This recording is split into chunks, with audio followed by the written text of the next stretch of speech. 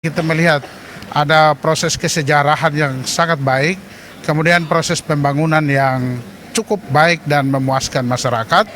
Tentu ini menjadi apresiasi kita bahwa 78 tahun Provinsi Maluku ini lahir, kita sudah menikmati dan melihat terobosan-terobosan yang dilakukan oleh Provinsi Maluku, termasuk daerah-daerah setempat. Karena Provinsi Maluku ini terdiri dari 11 kabupaten kota dan tentunya mereka semua berkontribusi bagi pembangunan Provinsi Maluku.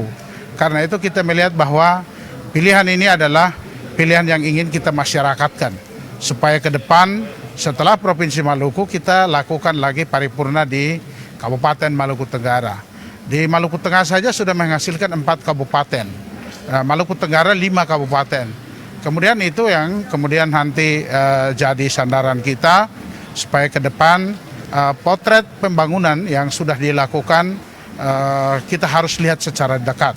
Apa yang kurang mesti kita harus galakan, kita sinergikan dengan pemerintah setempat untuk kita lakukan kerjasama berproses untuk proses pembangunan ke depan jauh lebih baik dan harus dilakukan secara baik dan secara benar. Teristimewa keluhan kita tentang kemiskinan yang sejak Indonesia merdeka dan provinsi ini lahir masih menduduki urutan keempat.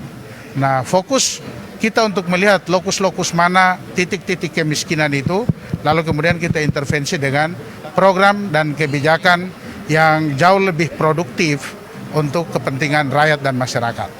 Baik Pak, esensi yang diharapkan dalam pelaksanaan sidang paripurna DPRD Provinsi Maluku untuk tahun ini? Ya, mesti ini harus menggugah kita.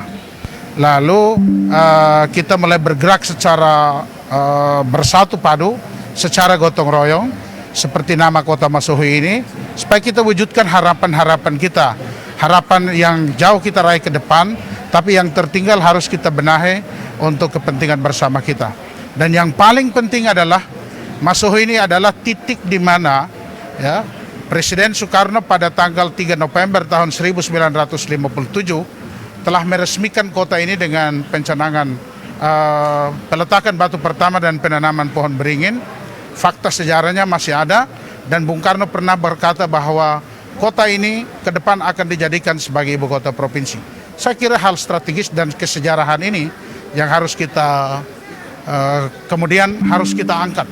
Karena sampai dengan Gubernur Karel Relahalu dan Ketua DPRD-nya Pak Fatani Soilau, mereka sudah melakukan pencanangan di Kabupaten Maluku Tengah, tepatnya di Makariki.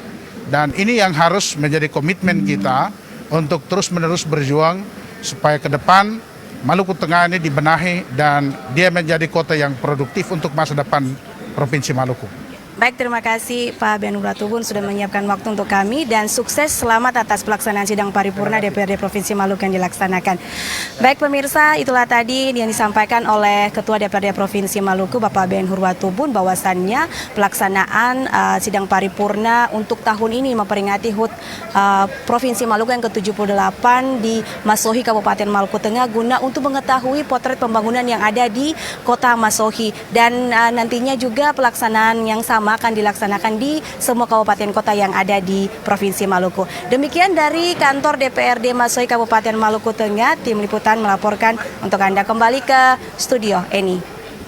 Baik, terima kasih reporter TVRI Novita Benara melaporkan langsung dari Kabupaten Maluku Tengah menjelang persiapan rapat paripurna ulang tahun Provinsi Maluku yang ke-78. Kita beralih ke informasi lainnya, Saudara.